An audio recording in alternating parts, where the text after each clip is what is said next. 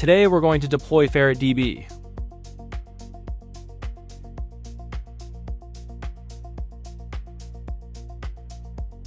We start by selecting the FerretDB application from the Cuemby Cloud Marketplace. After that, we configure a password for service access and review key topics for the client, such as network configuration, the use of a public IP address when external access is needed, and backups to protect the data.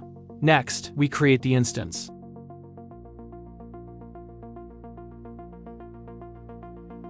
FerretDB allows us to work with a MongoDB-compatible experience, leveraging familiar tools and drivers, but with an open-source base on PostgreSQL.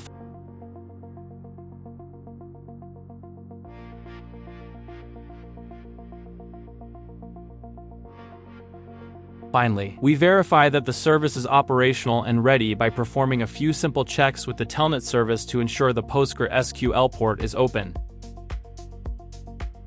We also verify with a mongosh client that the service is up and running. And just like that, we can have FerretDB deployed on Cuemby Cloud with a more complete foundation to start working.